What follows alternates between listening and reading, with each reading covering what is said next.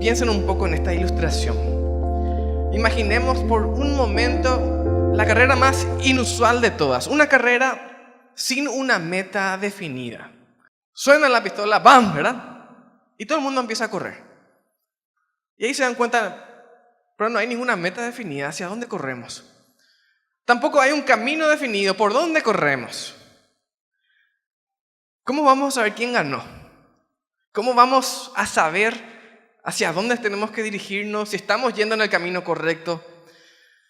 ¿Cómo sabemos si estamos preparados para la extensión de esa carrera, si es una carrera corta o larga? No hay forma de saber, ¿verdad? Ahora, por más ilógica que esta carrera suene, por más ilógica que parezca esta carrera, sin sentido total, muchos de nosotros, los cristianos, hacemos lo mismo con nuestra vida espiritual. Corremos sin ninguna meta, sin proponernos llegar a ningún lado en realidad. Corremos nomás. Sonó ya la pistola, ¡pam! Todos empezamos a correr, pero todos disparamos para cualquier lado en ocasiones, ¿verdad? No digo que sea el caso de todos, pero a muchos nos pasó en alguna ocasión. ¿Qué estoy diciendo con esto? Que muchos de nosotros, en ocasiones al menos, o en temporadas de nuestras vidas, corremos sin ponernos metas en cuanto a nuestra vida espiritual. Ninguna meta en cuanto a lo que queremos, por ejemplo, aumentar en nuestro conocimiento bíblico. No nos ponemos ninguna meta en cuanto a nuestro tiempo de oración, en cuanto queremos aumentar nuestra vida de oración o cambiar o progresar, como queramos llamarle. No nos ponemos ninguna meta normalmente en cuántos versículos queremos memorizar antes de que termine este año. No nos ponemos ninguna meta en el número de personas, en cuanto al número de personas a quienes queremos compartir el Evangelio. En gran parte de lo que estamos haciendo con el pastor Federico nos estuvo explicando es, bueno, por lo menos 5 personas. Por ahí hay alguien que se ofenda, 5 personas, antes de llegar a la esquina voy a llegar a repartir estos folletos. Pero hay algunos que no, que nos cuestan más, que probablemente tardemos 1, 2 semanas, un mes en entregar esas 5 tarjetas y pedir que nos den 5 más. Me gustaría que leamos gran parte del capítulo 4 de Efesios en esta mañana y reflexionemos en esto. Yo puse como título a este mensaje, Constructores de Iglesias. Y ya me quiero adelantar al final del mensaje y decir que en esta mañana vamos a recibir un simple desafío, que es ser constructores de iglesias. Esta iglesia, la iglesia que podemos llamar está en tu hogar o alguna otra, pero que construyas una iglesia. Y vamos a poner los cimientos. Efesios capítulo 4. Dice así la palabra de Dios en el versículo 1. Por eso yo, prisionero en el Señor, Pablo está hablando, les exhorto a que anden como es digno del llamamiento con que fueron llamados, con toda humildad y mansedumbre, con paciencia, soportándose los unos a los otros en amor, procurando con diligencia guardar la unidad del Espíritu en el vínculo de la paz. Hay un solo cuerpo y un solo Espíritu, así como han sido llamados a una sola esperanza de su llamamiento. Hay un solo Señor, una sola fe, un solo bautismo, un solo Dios y Padre de todos, quien es sobre todos, a través de todos y en todos. Si tuvieses que elegir una palabra que encierre la idea de este pasaje, ¿cuál sería esa palabra? ¿Cuál sería? Algunos podrían decir, bueno, unidad es una buena opción, amor, hermandad, ¿verdad? Otras opciones. Yo quiero elegir la palabra iglesia. Y este es nuestro primer punto en esta mañana. Llamados a ser uno. Una iglesia, una sola iglesia. Eso es lo que nosotros somos. Nuestro pasaje habla acerca de la dignidad también con la que fuimos llamados. Todos nosotros. Dice que este llamado que vivimos debería manifestarse con humildad, con mansedumbre y otros atributos. Y me gustaría catalogar estos atributos que se mencionan en 2, solamente en 2 para hacerlo más breve. Primeramente, atributos humanos. Y menciona que son la humildad, pueden ver en sus Biblias, menciona la mansedumbre, menciona la paciencia, el soportarnos o sostenernos unos a otros en amor, procurando vivir en unidad y paz. Ahora, quiero que aterricemos esto a nuestra realidad, a lo que nosotros como iglesias vivimos y que reflexionemos brevemente en las experiencias que tenemos nosotros como iglesia con estos atributos que está mencionando acá el apóstol Pablo. Y para esto te invito a que por unos instantes hagamos unos ejercicios de cuello y miremos a las personas que están a tu alrededor. Mires a toda la iglesia que está. Para mí muy fácil porque les tengo a todos de frente, pero ustedes van a tener que mirar al costado, un poco para atrás, alargar un poco el cuello. Mírense sin vergüenza, ¿verdad? No, sí, yo creo que todos se bañaron y se peinaron antes de venir hoy. Ahora, viste a las personas que están a tu alrededor, responde esta pregunta. ¿Cuántos de los rostros que viste, a quienes viste esta mañana, de cuántos sabes sus nombres? Los más antiguos probablemente de todos, ¿verdad? Los más nuevos, bueno, algunos poquitos. ¿Cuántos son? ¿10? ¿A cuántos conoces por nombre? ¿10, 15, 5? A los que están en tu banco, ¿verdad? Los que están en la silla están en otros problemas, ¿verdad? Puedes mirar otra vez, por favor, mira de vuelta a la gente que está a tu alrededor. Y ahora con esta pregunta. ¿De cuántos conoces dónde está su casa? ¿Cuántos conoces en dónde está la casa de esa persona que está ahí a tu alrededor? Si teníamos 10, 15 de que conocíamos sus nombres, la casa probablemente bajemos a 5, 4, 3 y 2, capaz algunos, ¿verdad? Porque son mis parientes luego ellos, ¿verdad? No, esos no cuentan, los parientes no cuentan en esta encuesta. Una última vez, ¿puedes mirar por favor y responder esta pregunta? ¿Con cuántos tenés experiencia trabajando codo a codo en la obra del Señor? ¿Con cuántos estuviste alguna vez viajando para compartir el Evangelio en algún lugar, aunque sea en la plaza que está en la esquina, no importa la distancia? ¿Con cuántos hiciste eso? ¿Con cuántos compartiste alguna vez un discipulado? ¿Cuántos están en tu clase de escuela dominical o en tu grupo pequeño o están participando activamente? ¿Con cuántos tuviste algún roce por estar trabajando en la obra del Señor? Probablemente ahí el número baje todavía más, mucho más, ¿verdad? Y ahora una pregunta, la última ya, la más dolorosa probablemente. ¿Cuántos hay que conoces, al menos de nombre, miembros de la iglesia y que no están acá porque no les ayudamos en los momentos más difíciles de su vida espiritual? Porque no estuvimos ahí cuando tuvieron una crisis familiar. Porque no estuvimos ahí cuando estaban enfermos. Porque no les acompañamos en los hospitales. No les dimos ningún tipo de ayuda. Quiero cerrar esta idea con esto, ¿verdad? Es fácil, muy fácil vivir esto que acabamos de leer de los atributos humanos. Vivir en paz, en armonía total cuando no nos conocemos. ¿Por qué? Porque todo se resume a venir, sentarte ahí. Cuando se canta la canción de bienvenida, le saluda a todos los que podés, te sentás otra vez ahí, termina el mensaje y volamos toditos a comer.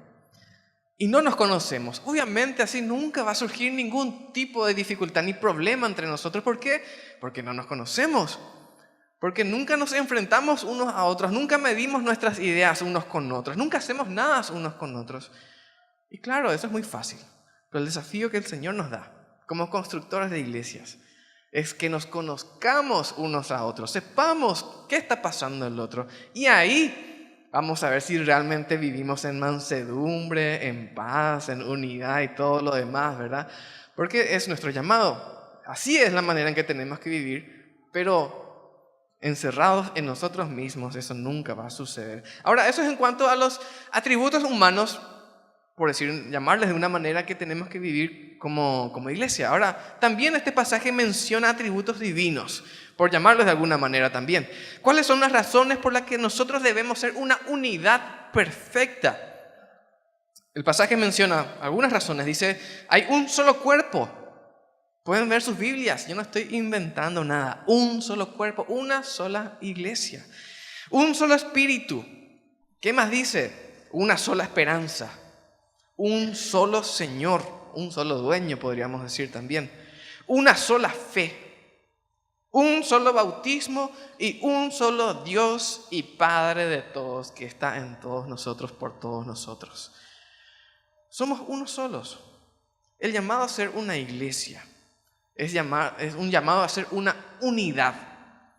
Somos unos solos nosotros, pero ¿cómo nosotros podemos tener muchas veces la caradurez de decir, sí, nosotros somos un cuerpo y no le conocemos a nadie acá? No sabemos en qué están, no sabemos cuáles son sus problemas y más tristemente dejamos que los miembros desaparezcan de la iglesia y ni siquiera sabemos qué les pasó, ¿verdad? Había si algunos se mudaron de país, otros están con problemas de matrimonio, otros están con problemas de salud, falleció alguien, ni nos enteramos. Eso no es unidad. Eso no es ser un cuerpo, eso no es tener el mismo Padre. ¿Qué estoy queriendo yo lograr con esto? Es que no es, como se dice normalmente, bajarle la caña a nadie. No es retarle a nadie, sino despertar en nosotros una vez más el llamado que tenemos en Jesús, que es ser un cuerpo. Y la pregunta que podríamos hacernos es, ¿qué estoy yo haciendo para promover la unidad de la iglesia? ¿Qué estoy haciendo yo activamente, además de venir y sentarme acá? ¿Qué estoy haciendo para que seamos un cuerpo? Llevando más allá, ¿qué puedo hacer para ayudar a esto? A que seamos realmente un cuerpo en el Señor. ¿Qué puedo hacer yo? Y espero que estés pensando cosas como, bueno, puedo llamarle por teléfono a la gente. Puedo mandarle mensajes, puedo visitarles, puedo decirles que estoy orando por ellos. Puedo aprender sus nombres. Hace poco escuché una historia de un hermano en otra iglesia, un pastor, ¿verdad? Que se le acercó uno de los miembros de la iglesia. Y siempre se le presentaba como el pastor, va a pasar el pastor. Y termina el mensaje, todo lo demás, termina el culto, sale el pastor allá al frente para saludar como siempre. Y se le acerca a uno de los miembros de la iglesia y le dice, pastor, yo siempre estoy orando por vos todos los días. Decime un poco, ¿cómo te llamas? Y a veces llegamos nosotros a ese punto, que ni siquiera sabemos cómo estamos llamando y oramos por la iglesia. O nos llamamos entre todos hermanos. Y somos hermanos, pero que ese llamarle hermano o hermana a la gente no sea la forma en que manifestas tu desconocimiento de su nombre, ¿verdad? Decirle hermano fulano, ¿verdad? ¿Cómo estás, hermano fulano? Y es un desafío grande. ¿Qué podés hacer? Es la pregunta, para que realmente seamos un cuerpo en el Señor. No es fácil, requiere una intencionalidad de parte nuestra, una voluntad de parte nuestra, pero yo creo que lo podemos lograr. Bien, vimos en este primer punto que nuestro llamado es ser una iglesia, una sola iglesia, que viva en perfecta unidad y hay atributos humanos y divinos que debemos manifestar y vivir. Tiene que ser evidente en nuestra vida como iglesia y en lo individual también. Ahora quiero saltar en Efesios 4 al versículo 17. Podemos leer, dice así: esto digo e insisto en el Señor, que no se conduzcan más como se conducen los gentiles, en la vanidad de sus mentes, teniendo el entendimiento entenebrecido, alejados de la vida de Dios por la ignorancia que hay en ellos, debido a la dureza de su corazón. Una vez perdida toda sensibilidad, se entregaron a la sensualidad para cometer ávidamente toda clase de impurezas. Pero ustedes no han aprendido así a Cristo, si en verdad le han oído y han sido enseñados en Él, así como la verdad está en Jesús. Con respecto a su antigua manera de vivir, despójense del viejo hombre que está viciado por los deseos engañosos, pero renuévense en el espíritu de su mente y vístanse del nuevo hombre que ha sido creado a semejanza de Dios en justicia y santidad de verdad. Vamos a nuestro segundo punto. Si fuimos primeramente llamados a ser una iglesia, también fuimos llamados a ser santos, hablando ya del nuevo hombre. Y en esta sección del capítulo que estamos estudiando ahora encontramos un llamado a ser distintos, completamente diferentes a lo que éramos sin Cristo. A que mi vida actual sea completamente distinta a lo que era yo antes de entregarme al Señor. Y describe en primer lugar nuestra vida pasada, en la que vivíamos en la vanidad de nuestras mentes, estábamos, dice, alejados de la vida de Dios por nuestra ignorancia y por nuestro corazón duro. Ahora, algo que me gusta mucho hacer, aunque no siempre salga tan bien parado, es evaluarme. Y la evaluación a veces es un poco fría, pero suele ser muy útil, ¿verdad? Así que les quiero invitar en esta mañana a que compartan mi frustración.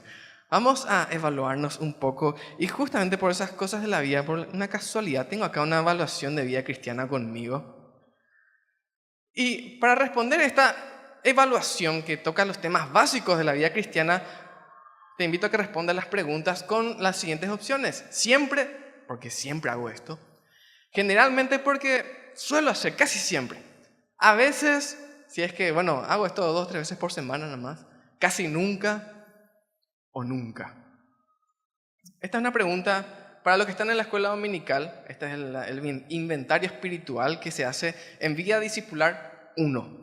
O sea que para el que recién se convirtió. Así que, hermano, si tenés 20, 30 años de cristiano, igual capaz te sorprenda tu resultado. Primeramente dice así, responde esto con alguna de esas opciones. Habla acerca de dedicar tiempo al Señor. Tengo mi devocional todos los días. Ahí puedes responder, siempre. Generalmente, a veces, casi nunca. Y los que bajan la cabeza es nunca, ¿verdad? Durante el día me siento cerca del Señor.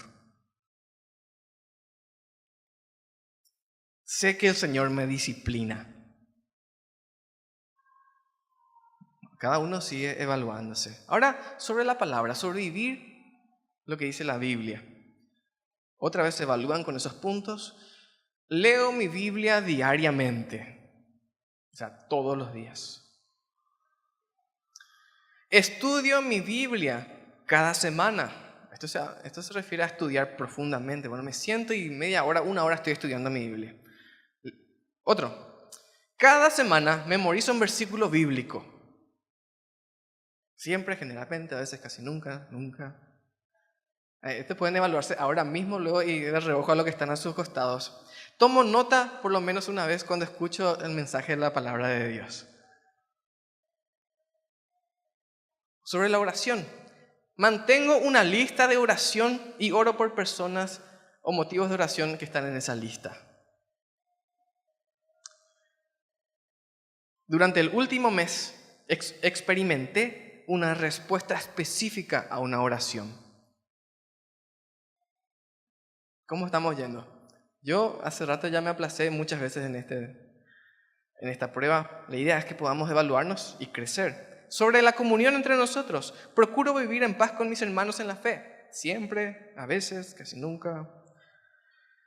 Otros saben que soy creyente por mi modo de amar al pueblo de Dios. Vivo en armonía con los demás miembros de mi familia. Siempre, generalmente, a veces, casi nunca. Sobre testificar al mundo. Oro regularmente por personas inconversas y las menciono por su nombre. ¿Cada cuánto hacemos esto? Siempre, a veces. Cuando surge una ocasión, testifico a otros. Cada semana testifico de Cristo. Siempre, a veces, nunca. Sobre ministrar a otros o servir a otros. Sirvo a Cristo al servir en mi iglesia. Sobre el servicio, tengo metas para mi vida y las tengo claras en mi mente. ¿Cómo te fue en tu evaluación? Ahí no leí todas las preguntas porque es más largo. Si quieren, le puedo regalar esto al primero que lo pida. Ya pidió. Bueno. ¿Cómo nos fue? No es fácil responder estas preguntas y evaluarnos tan drásticamente, ¿verdad? Pero a veces tenemos que hacer algo así para darnos cuenta en dónde estamos parados. ¿Cuál es nuestra realidad? Porque tenemos que también admitir que nos vemos muchas veces como excelentes cristianos. Pero cuando nos preguntan, ¿haces esto? No, a veces. Así que el Señor nos ayude a seguir firmes y crecer. Si esta evaluación te costó, la idea es que puedas, la próxima vez que hagas de vuelta la misma encuesta, responder generalmente o subas a siempre ya, en lo que dijiste que tal vez no. Todos necesitamos seguir creciendo. Todos necesitamos aumentar nuestro conocimiento en la fe Y nunca evaluarnos es la manera perfecta de estancarnos para siempre. Esa es nuestra realidad. Si nunca nadie te pregunta nada, probablemente vas a estar ahí para siempre. Así que Jesús, en nuestro pasaje también nos habla, hasta poniendo en duda si somos cristianos o no, nos pregunta, bueno, ¿qué es lo que ustedes aprendieron de Jesús? ¿Aprendieron a vivir así como están viviendo o qué? Si es que en realidad aprendieron de Jesús.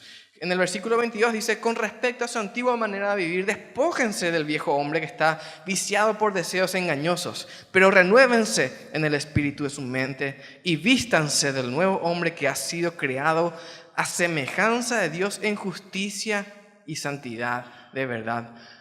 Acá les comento también, a mí como docente, como maestro, me gusta mucho la enseñanza y soy fanático de la evaluación, pero la forma en que nos evaluamos también tiene que estar correcta. Algo que me pasa mucho, especialmente los domingos que me toca dar el mensaje, es que me voy, antes de venir, me afeito en mi casa, me quito la barba.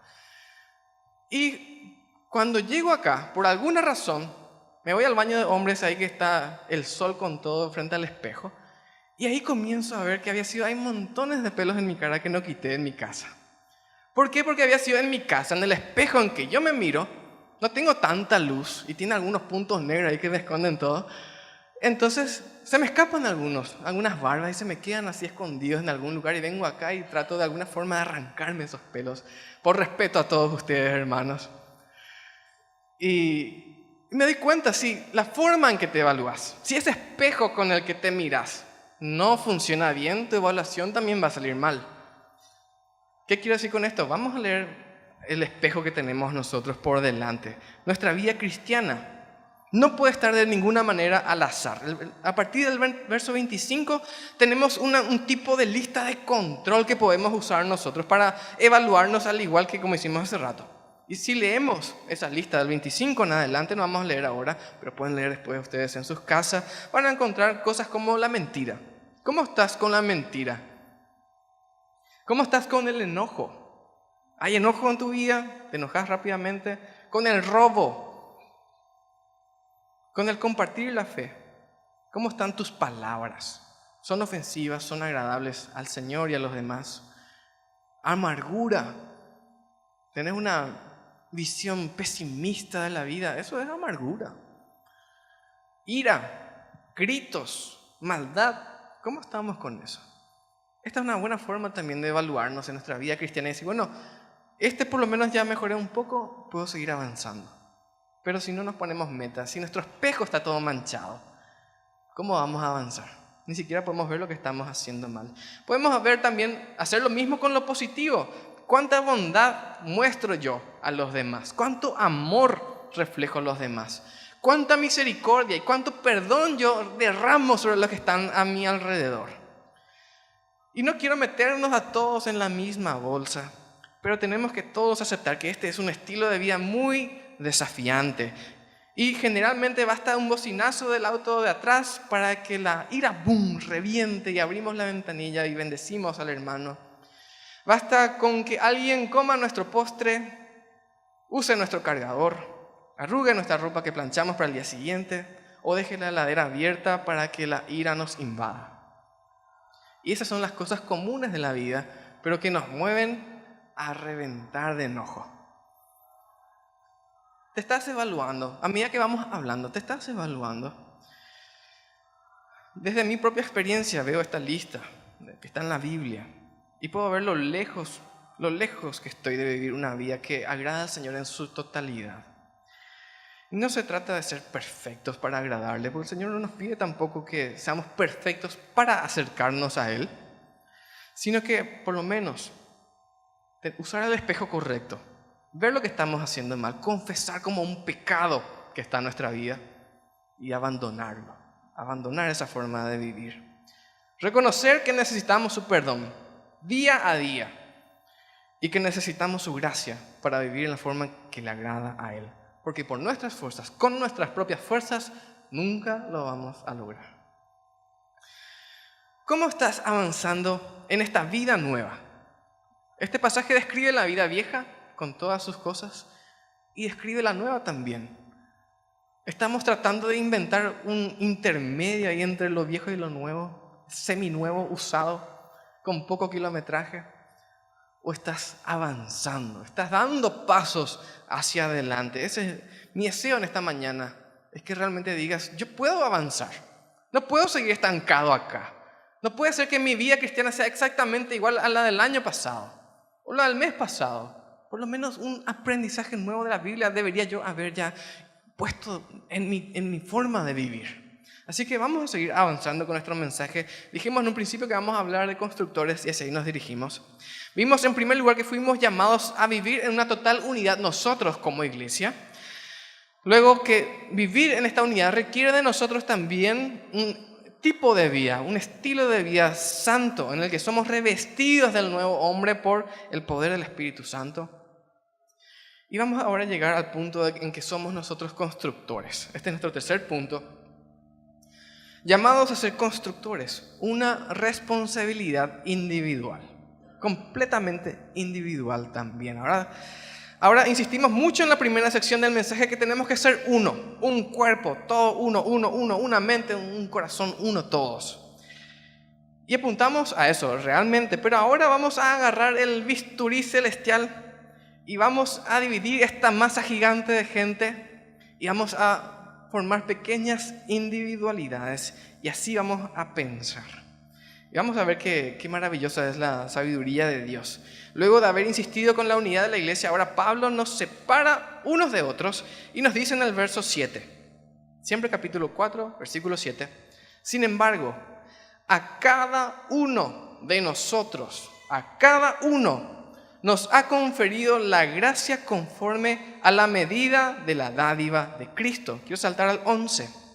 Y Él mismo constituyó a unos apóstoles, a otros profetas, a otros evangelistas y a otros pastores y maestros, a fin de capacitar a los santos para la obra del ministerio, para la edificación del cuerpo de Cristo, hasta que todos alcancemos la unidad de la fe y del conocimiento del Hijo de Dios, hasta ser un hombre de plena madurez, hasta la medida de la estatura de la plenitud de Cristo.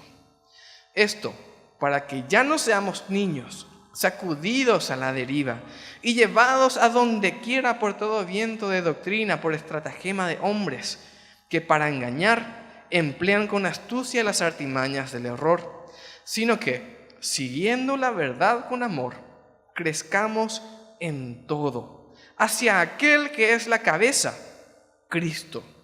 De parte de Él, todo el cuerpo, bien concertado y entrelazado por la cohesión que aportan todos los ligamentos, recibe su crecimiento de acuerdo con la actividad proporcionada, de vuelta al bisturí celestial acá, a cada uno de los miembros para ir edificándose en amor. En un principio también hablamos acerca de una carrera que no tiene metas, que ilógico, que sin sentido, una carrera que no se propone llegar a ningún lugar lo más rápido o como sea. Y el cristiano que corre sin meta, más que seguir siendo cristiano el día en que el Señor le llama a su presencia, no va a tener una agradable comparecencia el día que se presente a Él, porque fue un siervo negligente.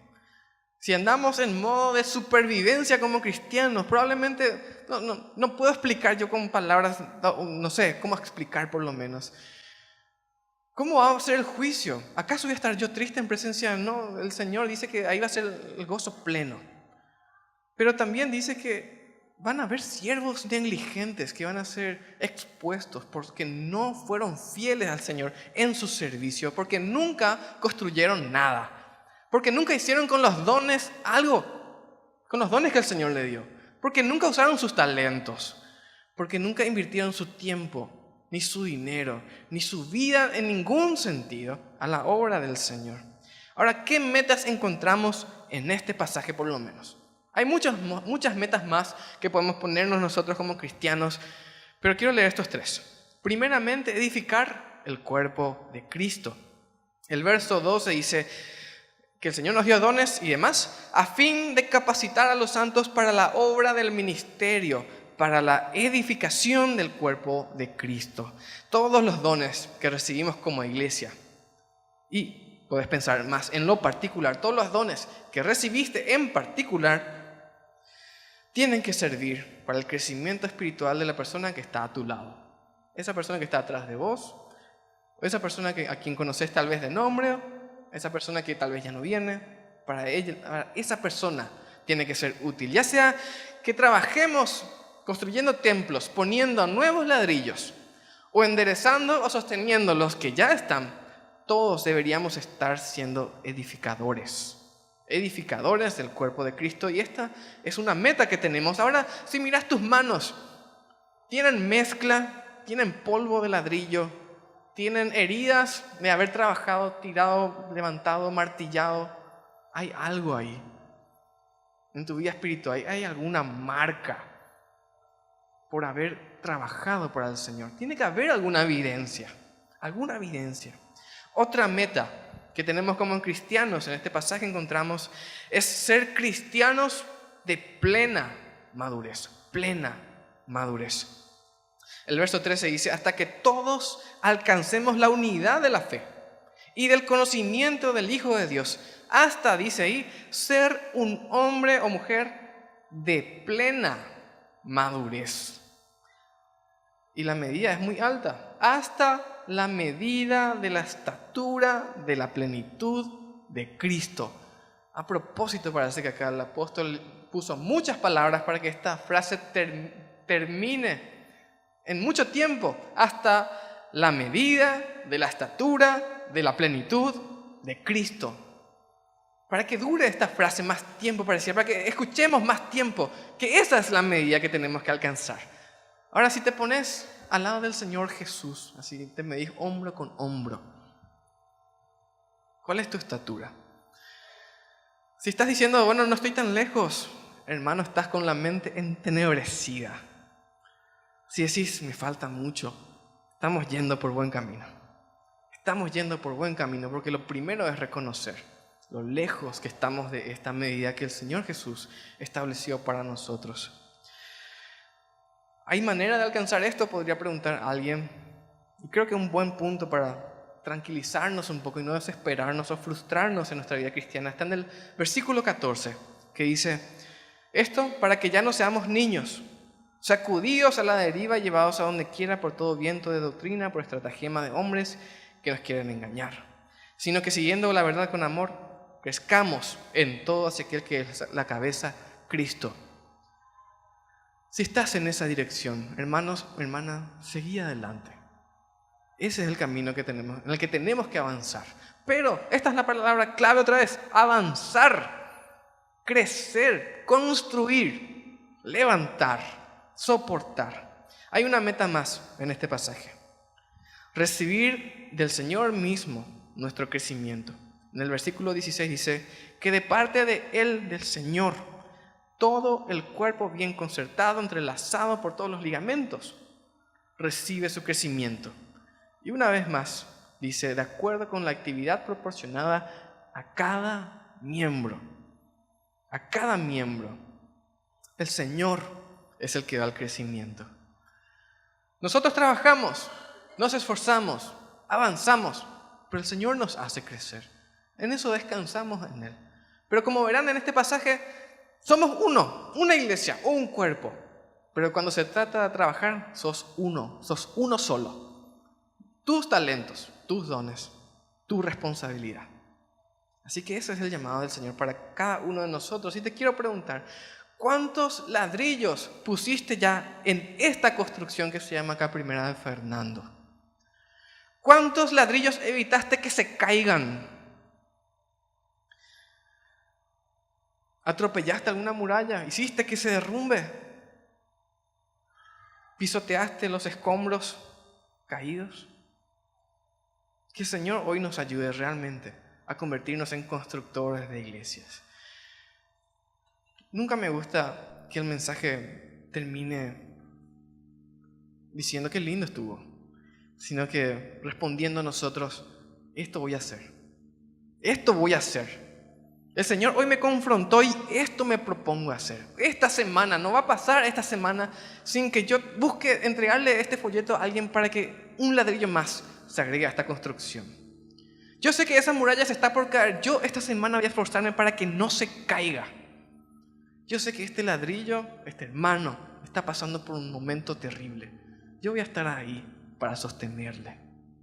¿Es ese tu deseo? Si es así, yo te invito a que inclines tu cabeza. Y vamos a terminar con una oración.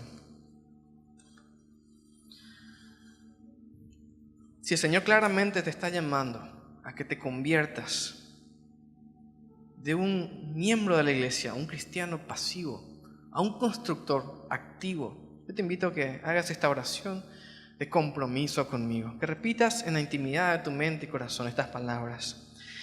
Padre y Dios, en esta mañana escucho tu voz claramente desafiándome a ser un constructor en esta tu iglesia. Te pido perdón porque no estuve usando mis dones, no estuve usando los talentos que me diste, ni los recursos que me diste. Estoy arrepentido por este pecado. Te lo confieso y a partir de hoy quiero comprometerme a ser un constructor en tu obra. Quiero ser guiado por tu Espíritu Santo y quiero que uses mi vida. Y que antes de que termine esta semana que inicia, yo pueda mirar atrás y ver cómo usaste mi vida en tu gracia y con tu poder. Te doy gracias, mi Dios, por tenerme paciencia y una vez más llamarme. Oro en el nombre de Jesús. Amén. Siento el amor de los hermanos entre ustedes, hermanos, y hacia nosotros. Realmente es maravilloso. Tenemos que seguir cultivando estas virtudes de un amor que trabaja, un amor que produce, una fe que obra y una esperanza que palpite, que vibre en nosotros cada día.